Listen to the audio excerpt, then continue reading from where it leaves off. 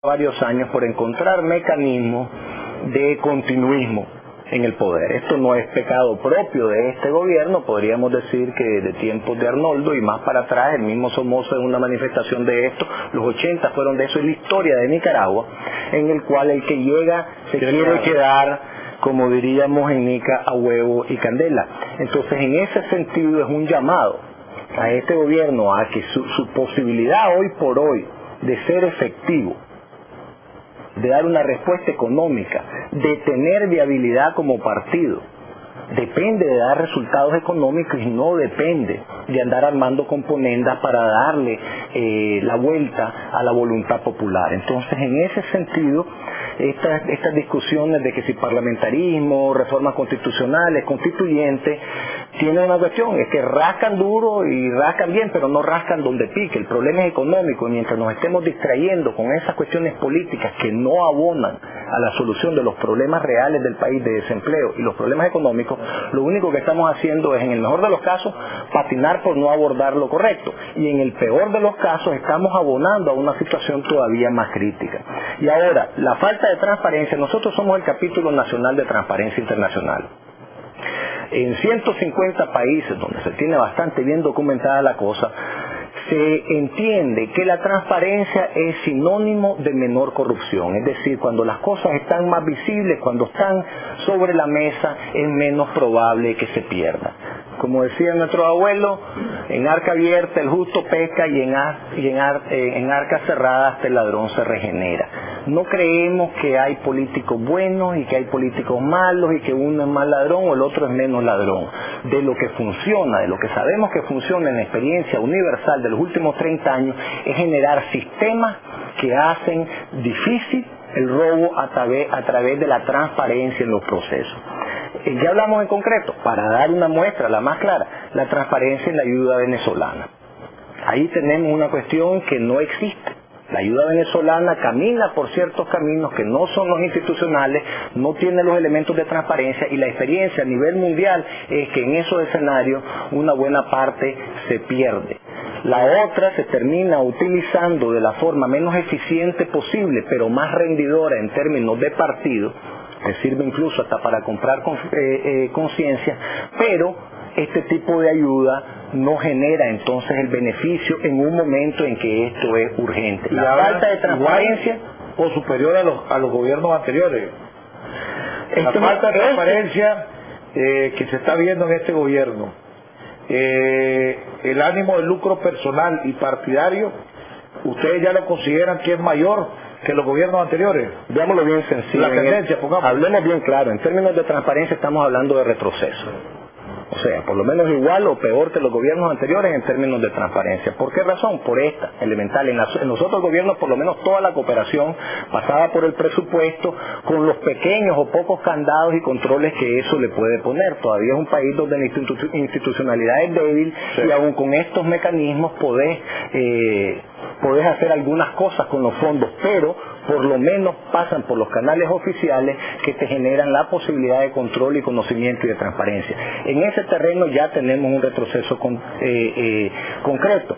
Y si hablamos de ánimo de lucro personal y partidario, veamos para dónde está caminando esta ayuda venezolana. Agarra para el lado del partido. Ningún partido en Nicaragua en la historia, por lo menos en la historia reciente, ha sido receptor de este tipo de ayuda bajo este tipo de condiciones, y por lo tanto estamos hablando de un lucro personal y partidario, que después se puede argumentar que esta es la manera de que por ahí se le termina dando más al pueblo. Ese ya es otro argumento. Pero en el fondo lo que tenemos es que aquí el partido está manejando lo que debería de manejar el Estado, y que eso es menos transparencia, y que eso en todas partes del mundo resulta en más corrupción. Eso es lo que decimos. Vamos a ir a un corte comercial y regresamos con nuestro invitado Roberto Kurnes, director ejecutivo del Grupo Cívico Ética y Transparencia.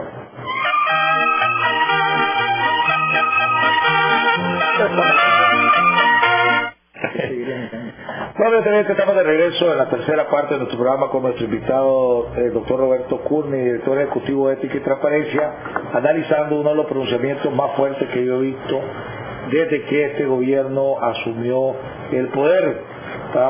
Terminábamos hablando de la falta de transparencia con el ánimo de lucro personal y partidario, que este gobierno ha evidenciado, sobre todo con el uso de la ayuda venezolana del petróleo venezolano, que según Ética y Transparencia, con el cual yo coincido también, ha sido esto, falta de transparencia es igual o superior al de los gobiernos anteriores. Ahora, que ya es mucho decir, ¿verdad? Que ya es mucho decir. Ahora habla aquí de Ética y Transparencia, reitera su llamado a las autoridades del gobierno a retomar con prontitud y poner en práctica la intención entre los nicaragüenses, la imposición del continuismo y de la centralización de poder de parte del Ejecutivo y el interés politiquero de los partidos de oposición y de otros sectores de la vida del país está generando fuertes y agravantes distracciones sobre la problemática real del país y por tanto urge retomar la abandonada agenda del empleo y el desarrollo económico y democrático del país que constituye el mandato esencial de los electores. ¿Ustedes qué recomiendan en esto, Roberto? Un diálogo nacional, un gran diálogo nacional donde se le dé la prioridad número uno. El Programa Mundial de Alimentos acaba de lanzar un gran llamado internacional de lo que se avecina una crisis de hambruna mundial. Hemos visto pues inclusive pues algo que tenía, pues no me acuerdo la última vez que yo vi, en los Estados Unidos por ejemplo ya se está restringiendo la venta del arroz, algo que nunca lo había visto, pues ya en los Estados Unidos previniendo una escasez de arroz, están restringiendo la compra del arroz. Y si eso es en los Estados Unidos, con la economía que tiene, lo que se nos viene a Nicaragua no es jugando.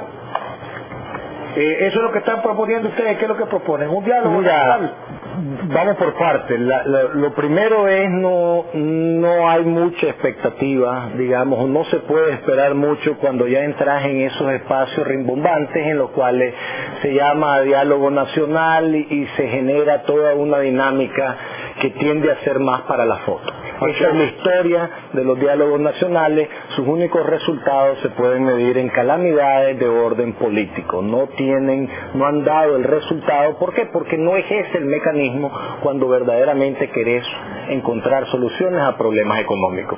Ya no necesitas el espacio rimbombante, sino que necesitas una cuestión más franca y sincera que probablemente incluso pasa por acciones principalmente bilaterales y el Ejecutivo mandando las señales correctas. ¿Qué pasa? Vos lo estás señalando. Si en países como los Estados Unidos se están haciendo ese tipo de acciones con el arroz, hablemos de la India, el principal productor del mundo cerró sus exportaciones en este momento para asegurarse la seguridad alimentaria.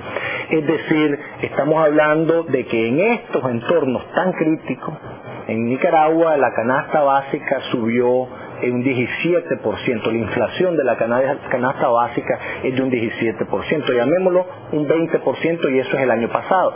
Para este año probablemente anda arriba del 25%. ¿Qué significa esto? Que si el plato de comida del nicaragüense era de este tamaño, el año que viene va a ser de este tamaño. Y eso, cuando hablas en términos de niños menores de 10 años, eso te garantiza que van a tener un déficit en su capacidad intelectual el resto de su vida, y que esas son las personas que van a manejar el país en el futuro. Es decir, nos la estamos jugando completita.